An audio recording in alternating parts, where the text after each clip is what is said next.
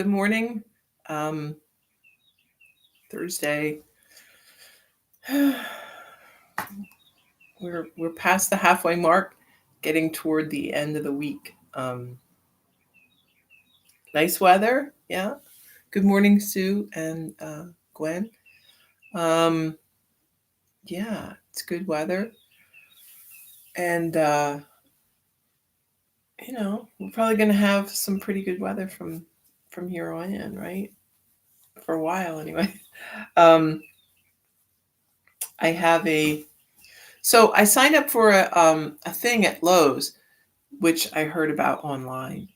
They're giving away on Thursdays, I think just through April, they're giving away something. I don't know what, but things for your garden.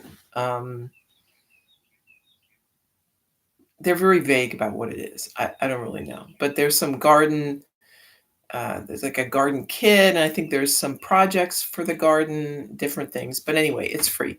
And you sign up the week before. So I have to pick up whatever it is tonight, or this evening, and then if today is the sign up for next week, and I don't know what next week is, but if you go to the Lowe's website,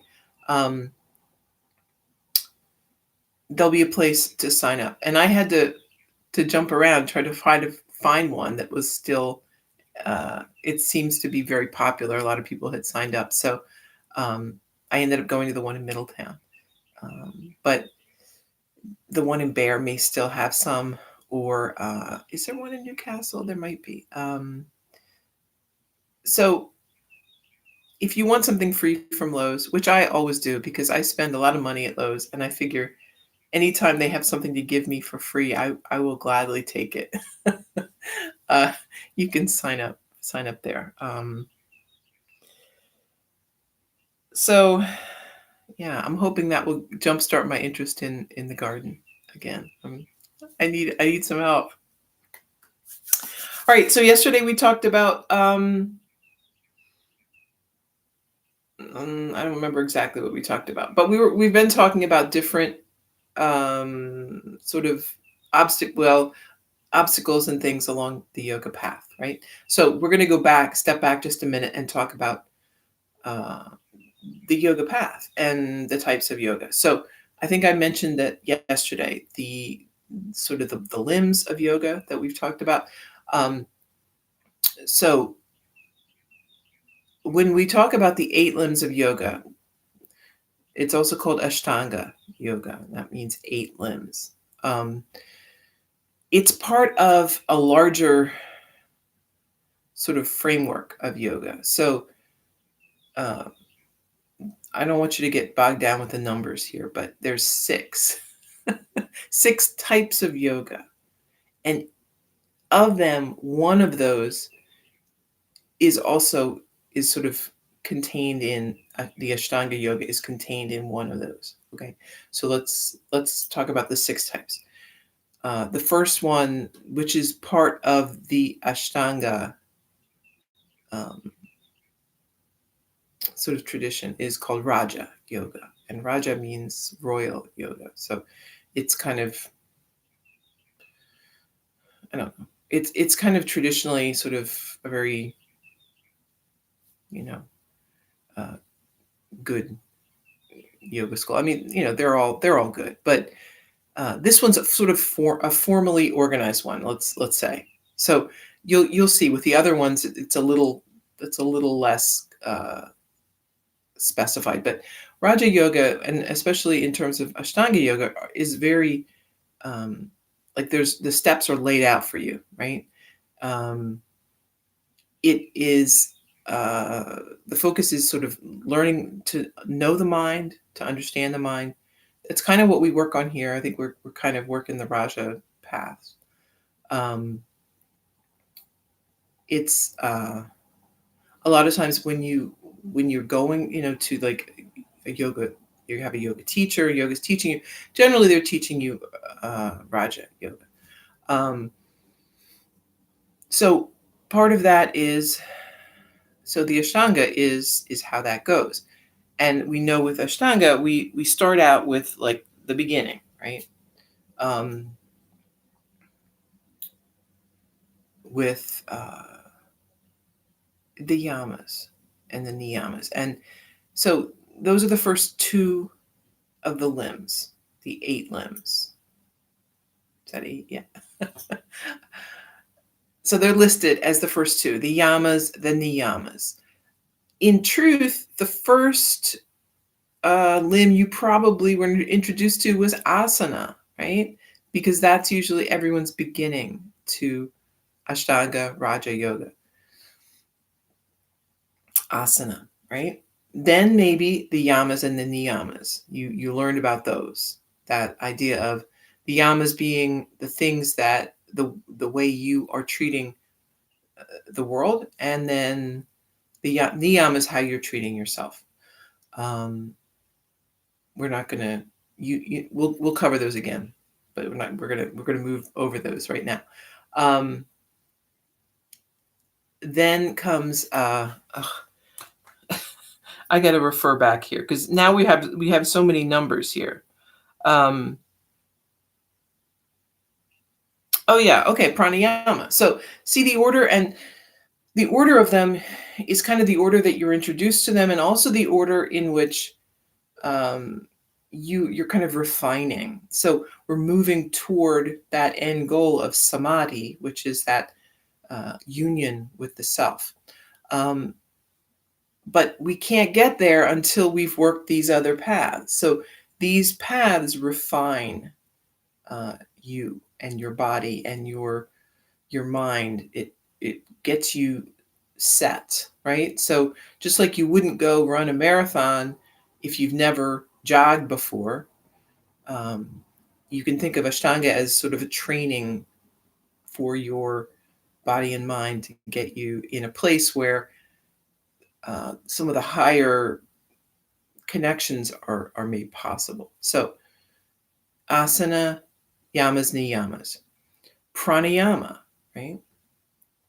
So the breath work that we do, and that is those are your first 4, and they're your physical. Like I mean, there's definitely a mental aspect to that, but they're largely physical. They're very tangible actions. Then we move into Pratyahara. So Pratyahara is sort of the beginning of meditation, right? Pratyahara is kind of what we talk about when we're starting meditation. It's the concentration. It's the withdrawal of the self, the senses, right? So we are taking our attention from the world around us and bringing it within. We might be closing the eyes, right? So the eyes are a huge sensory organ, right? We use our eyes for so much. So closing them is instantly we've cut off a very major avenue of sensory input. So that's a part of withdrawing, right, of the senses, turning a little inwards. That's the beginning, right? Then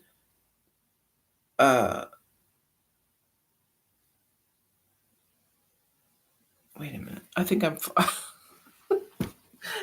think I'm getting confused here.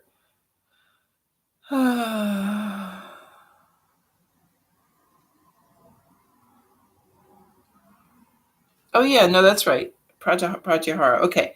So then dharana, we're moving into meditation. But dharana is a concentrated form of meditation. So with dharana, we're maybe really concentrating our focus on one particular thing. And we've talked about this, how that's a very good way to kind of get into your meditation, to have that focus, not a strong focus, but um, just a gentle focus on something that keeps you here, instead of kind of nothing. We're putting something, right? So that's our beginning. So dhyana, right, is we're moving again sort of to from the physical, or the tangible to the intangible. Dhyana is when we move from, and you may only have like little bits of this where we are moving from that focus to not focused on anything, but still, right, at peace, just meditating and experiencing this sense of nothingness, right? And you may have gone there in your meditation. You may have only gone there a little bit and then come back, or you need to refocus. That's very normal. The final thing after that is samadhi, which is when we have kind of transcended all of that, and you're not aware of anything. You're not aware of concentrating or not concentrating. There is nothing. Time stops. Everything comes together. That's another place that we only visit very briefly, most of us, right? Some people can get there for a long time, but for the most part, it's just a brief visit, and then we're back at it again. But you can see how this builds, right? It gets more out there the further we go. But we do this in the course of a class, which is amazing to me, right? If you think about it, we are trying to move through all of these stages. So we start with the niyamas. We're talking about, some kind of a practice, something you can do that's good for yourself, good for your practice, good for, all of these things. Then we move into some asana, maybe pranayama, a little bit of both. Then we move into doing some of the more esoteric stuff, some meditation, a little bit of this. Hey, maybe if you get lucky, you visit samadhi for a moment or two, right? And then you're done. So a class, a practice, a daily session can be a little microcosm of this big thing. You don't have to touch on all of them, but it's a format, right? We that's kind of a way to go, and it helps you, I think, to think about how those things work together.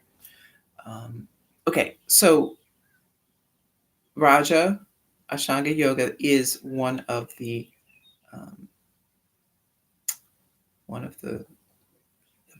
yoga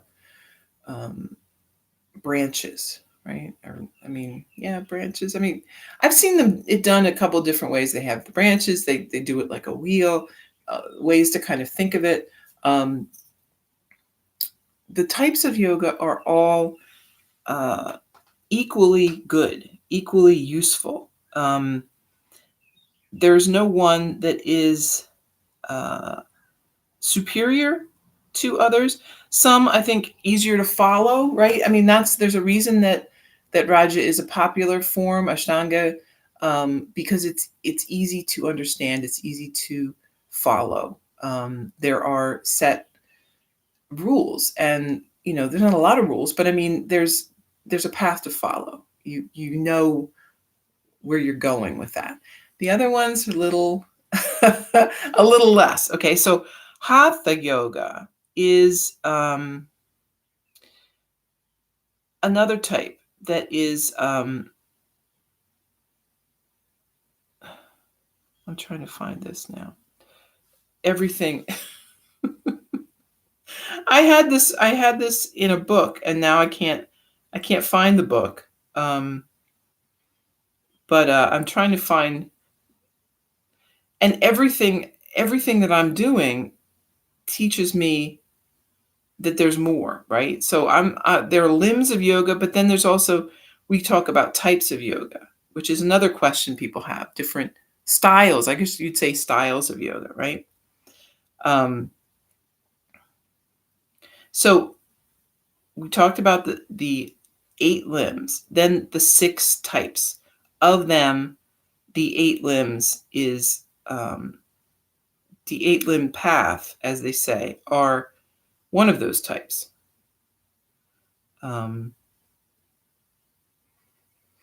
Hatha is a traditional form of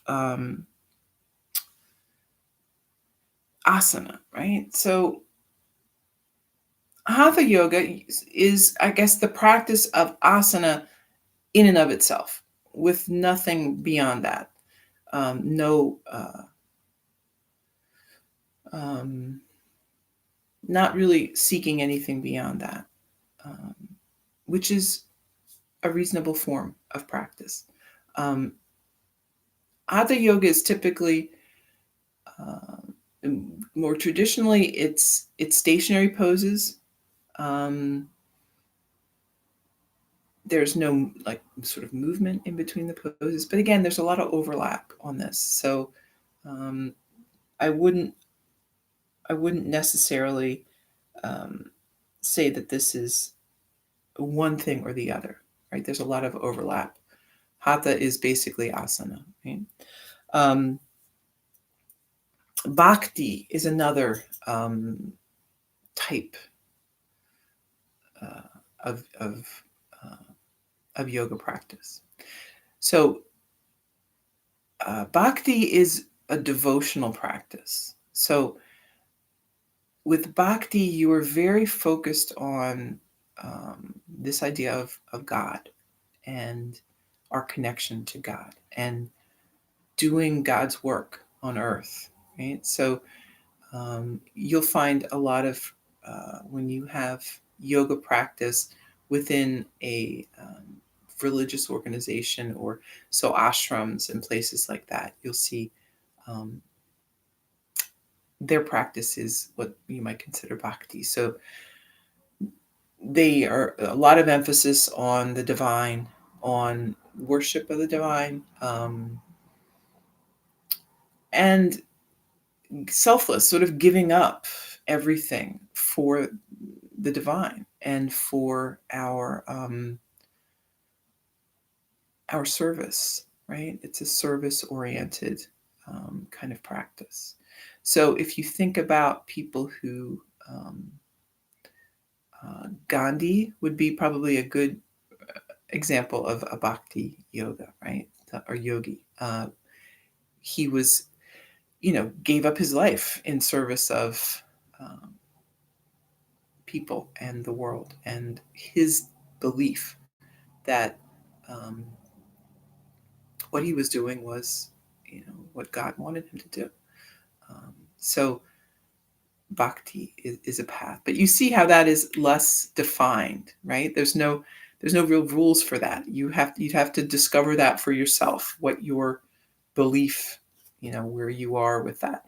And again, none of these paths are unique. You don't have to strictly follow just one. There may be a lot of overlap. Like, you may be interested in some bhakti yoga, but you're also doing asana, but you're also doing the yamas and niyamas. There's no conflict here. There's nothing wrong with that. Um, it's that's a normal, thing. We'll decide. But on the other hand, you might feel very uncomfortable with the bhakti aspect of it. Um, Again, bhakti yoga, it's not telling you to practice a religion, or a particular religion. It is your connection to creator as you see it. So if you are a Christian, getting deeply into your church and doing good works through your church and your devotion to that would be a bhakti yoga practice. There's no rules or regulations about which religious practice you mean to do. But again, like if you aren't interested in religion, if you don't have a religious practice, you have a spiritual, and I would say you kind of at this point in time you got to have some kind of a spiritual practice. If you've come this far with me, you don't have to. I'm not going to tell you what it has to be, but it's very hard to have a yoga practice devoid of any spiritual context whatsoever, I would say, um, for all these reasons that we talk about, right? Um, but again, it's up to you. Some people don't find that a big part of their life, and that's okay. But acknowledging that it's there that's a good step. Jnana Yoga, right? So Jnana Yoga is a great practice for people who are maybe not that interested in bhakti. It's kind of freaks them out, right? All that devotional singing and dancing and, you know, bhakti is a very active and sort of joyful practice, and it can be a bit much for some people. So if you see like the Hare Krishnas, I mean, I don't want to make fun, right? And I'm not making fun, but I know you've seen, if you haven't seen them in person, you've seen them on TV or something, dancing and singing, and sadly, they're usually portrayed sort of begging in airports for cash or something. I don't think they do that anymore, but that's it's an ecstatic, lighthearted practice. And again, that could be a turnoff for some people. So don't feel like you got to do that. You don't have to do that. Jiani Yoga may be more up your alley. Jhana is the practice of yoga through the study of religious texts, books, learning more, using your mind to try to understand in a more sort of intellectual way rather than this sort of emotional way that bhakti is going at things. Jnana may be for you. I'm very attracted to Jnana Yoga because I'm a big reader, and I like to go at things that way. That could be appealing to you as well. Karma Yoga is it's kind of an overlap with bhakti in a way. Karma Yoga so bhakti is sort of the ecstatic and devotional connection to the divine. Karma is then the action, right? So, and we've talked about karma being action, how we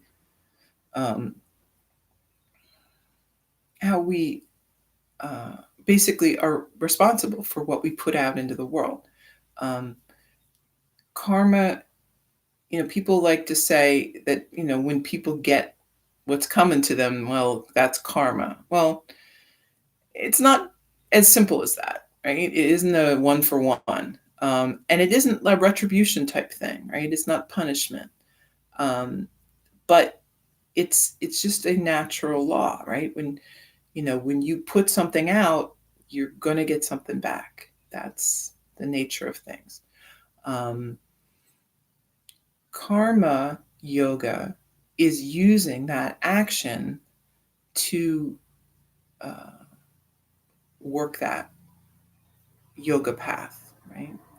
So karma yoga is people who are doing volunteer work, right? People who are working to help other people in their community.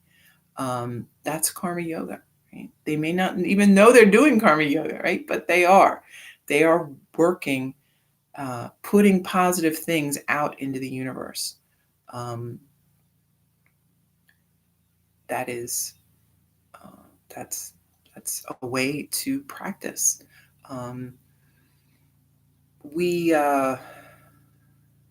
might also say that people trying to work with no karma. So this is an interesting part of yoga.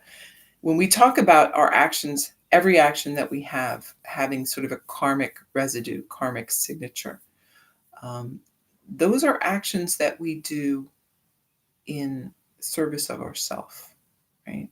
Which is largely, most of our actions are in service of what it is, our goals, where we're going, what we're doing. Nothing bad about that, right? But know that you're leaving a mark, right?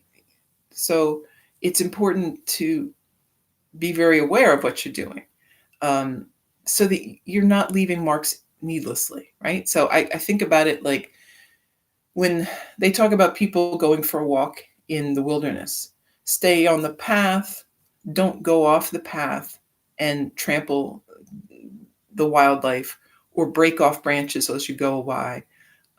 Leave no trace, right? Don't dump your trash. Don't destroy more than you need to, right? The path is there to give the least amount of harm.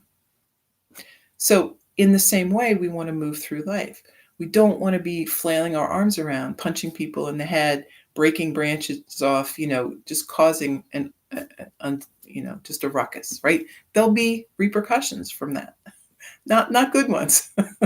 So we want to try to move our agenda, what we want to do in life, forward without causing a great deal of harm. The next step beyond that is when you are not necessarily doing things for yourself. You are working towards your path is leading you to doing God's work, right? Doing the work of the world. When you see people in religious orders, right?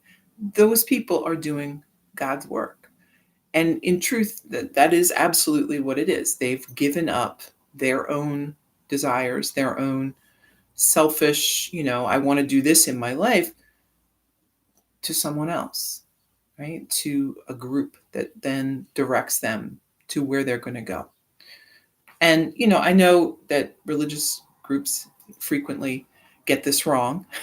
There certainly have been ample examples of big problems within these types of organizations. But the concept itself is an interesting one. This idea that our actions can become karma-less when they are not selfish, when they are not self-directed.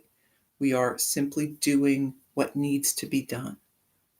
We see a need, we fill it. It's an interesting concept. And when you are practicing that, that is really the highest form of action altogether. As a mom, if you're a mom or a dad, right? But I think of mom, because I'm a mom, right?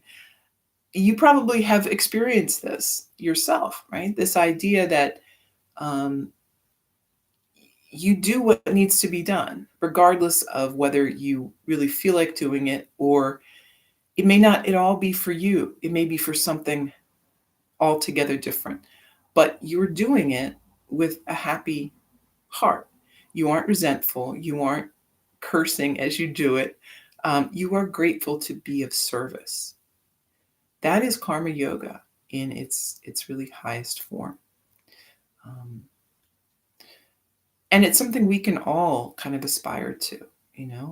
When you pick up trash in your neighborhood, that's karma yoga, right? You're doing something you don't need to do that really is, someone else's responsibility, but you're doing it because it needs to be done. So where are we with this? I don't even know how many we've gone. So we've done Hatha, Raja, Bhakti, Jnana, Karma. Oh, geez. These people also have mantra yoga. Mantra yoga, that's interesting. I think they're probably talking about Tantra Yoga. Okay, so this is a typo. That's pretty funny. But Tantra does probably include mantra. So Tantra Yoga, you may have heard of it. Tantric, they say Tantric Yoga, Tantra Yoga. Unfortunately, in the West, this type of yoga is has become associated with kind of a sex practice or something, which is kind of makes it seem kind of weird. But in truth, it's Tantra is kind of it's sort of mystical. There's a lot of mystical associations with it, and it is rituals, different rituals. Again, to kind of get yourself aligned with the universe, and it has a lot of connections to what we call Shakti, which is the female energy source. So in sort of yoga philosophy, there's like a male and a female energy, and they have what come together to create the world. I'm not going to touch much on Tantra because I don't know that much about it. But it's definitely it's definitely a form of yoga, and there's a lot of information online. Some of it's pretty, weird. So be careful what source you're going to. Some of it's just kind of strange stuff. But I like to think that everything has its outliers, right? So I mean, there's some things that are easy to understand, and then there's some stuff that gets a little out there on the other side. Um, we're somewhere in the middle, right? We're kind of we're kind of hanging out there, and that's good. So there's your overview. 6 types of yoga. And mantra. I mean, we talked about mantra. So mantra might be part of any of these branches of yoga, but mantra is using words, using. I can see why they would maybe lump that with tantra. So mantra can be thought of as sort of a ritual, because it's a connection of words. It's the words mean something, but the sound means something. Um, so Sanskrit is a very ancient language, and the sounds give a vibration. So when you make the sounds and you put the sounds out into the world, um, even internally, they are like, it's like a tuning fork, right? So, if you've ever used a tuning fork, you tap it and touch it and you hear that vibration, um, that sound wave. So it's kind of a big thing if you think about it, that like whenever we are putting words out into the world, we are making a vibration that is moving and is changing things. But it's true. And you have to be careful thinking about this too much, because then you may never want to speak again, because you're nervous then about what the consequences of your words are. But it's not a bad thing to think about that. We talk about how words have power, and they do, not just in their meaning, but in the sound itself. So mantra is using that in a way to improve, right? There are mantras to improve your health, to improve your um, senses, the acuity of your senses, to just send things out into the world. They're wishes and prayers, but in a form that is deeper than just the words. Um, so I'm very interested in mantra. I've done some study of it and some practice of it, and it's pretty cool stuff. So that is definitely something. I would say, if you don't necessarily look for tantra online, but maybe look for mantra, and see what you can find out about that. Um, Mantras are very personal. People select them, or they have them selected for them by teachers. Um, and you have to find the one that feels good, feels right for you. And you may move through different mantras at different times of your life. It's a very personal practice, and it's something that we come to, I think, on our own when we're ready, or we are interested, right?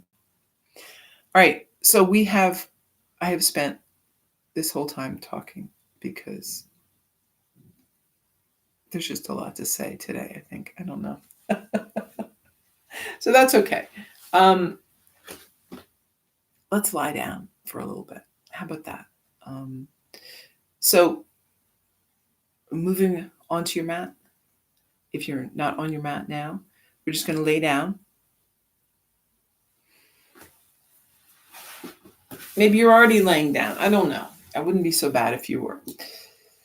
So, and just extending the arms and the legs. Relax and breathe.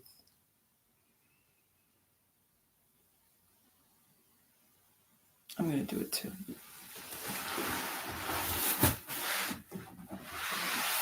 I've been sitting too long in one position.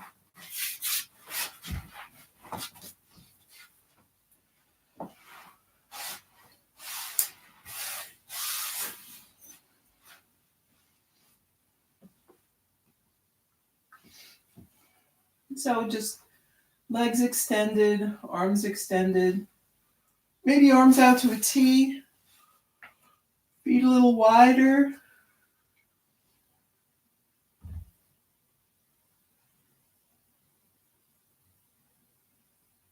Feel that support of the earth.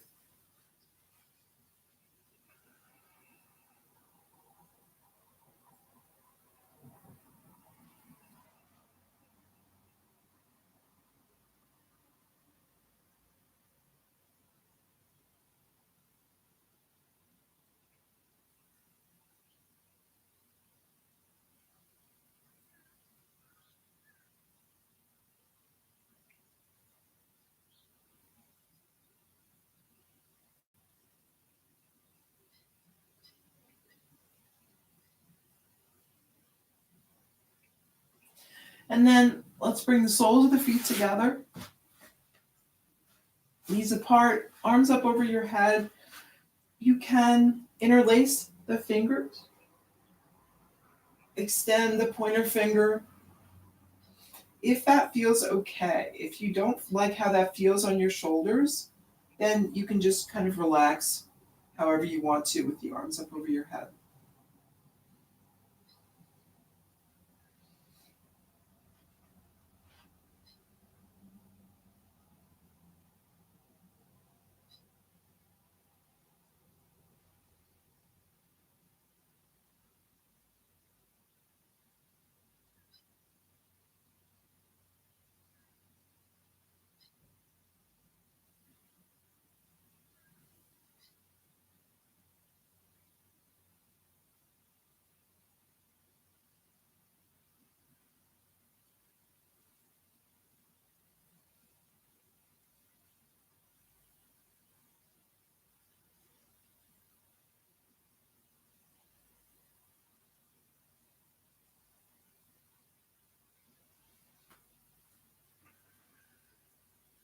And then let's bring the hands onto the belly. Breathe.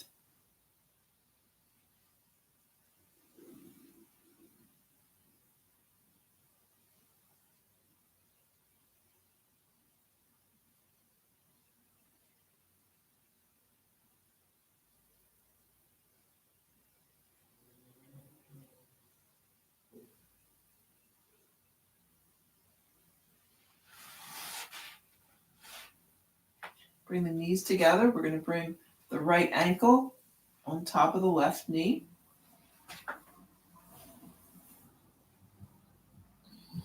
And then supine pigeon, whichever form of this works for you today.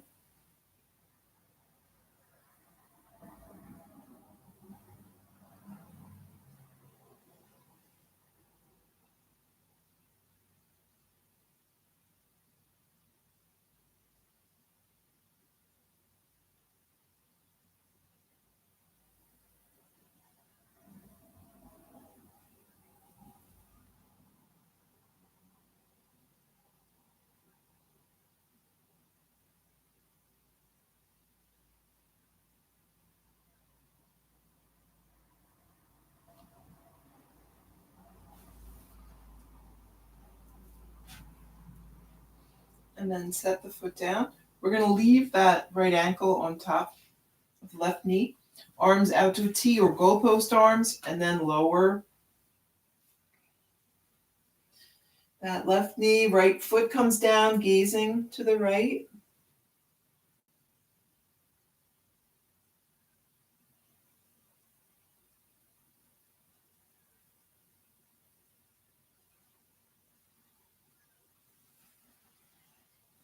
Back up, switch around here.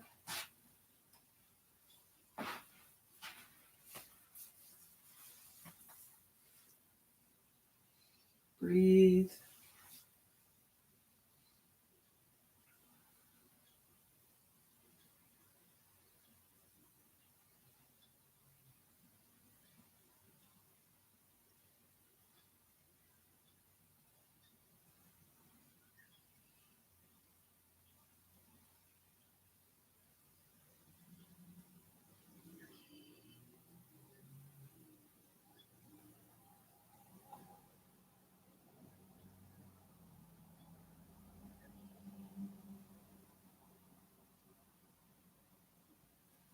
And then set the foot down, lowering to the right, easing left.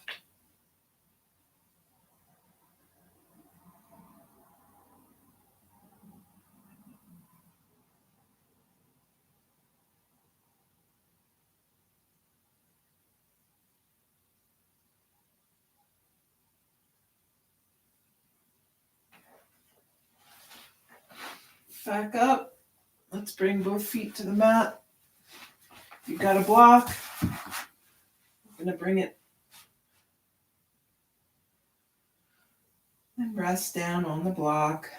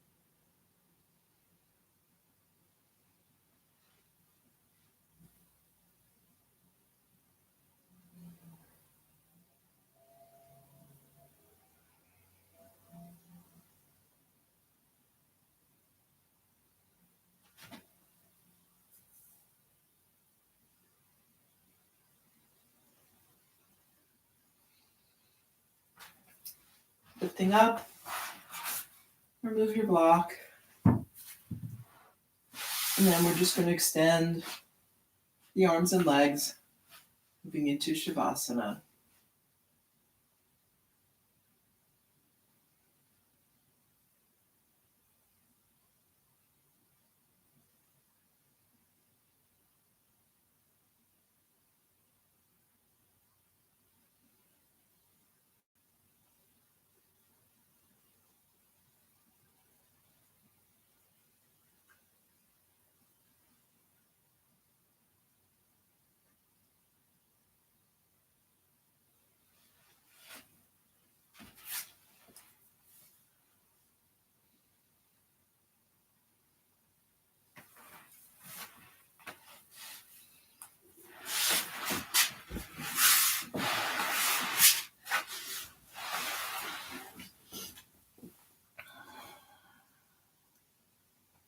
Feeling relaxed and at peace.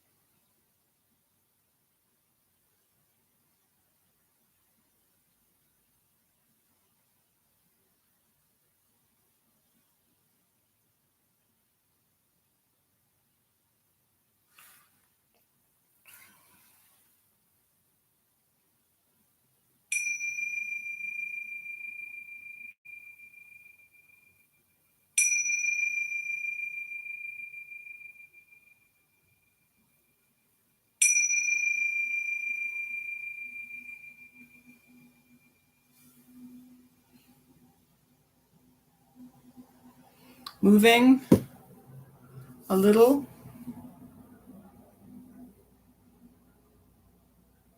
making your way up to a seat. We'll bring hands together. Breath in, breath out. Thank you for taking time to come to your mat today. I hope that you have a really good Thursday. Namaste.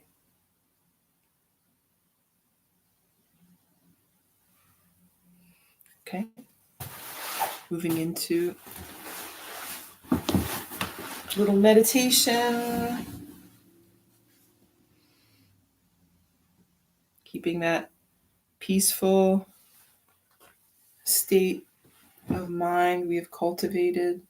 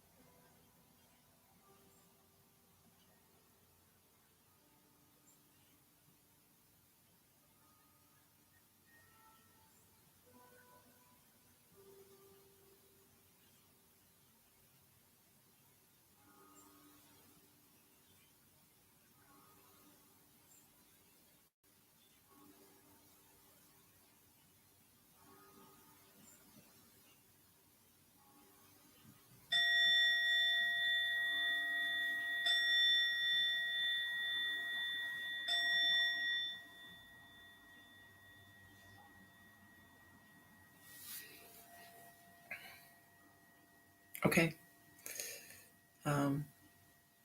We're done.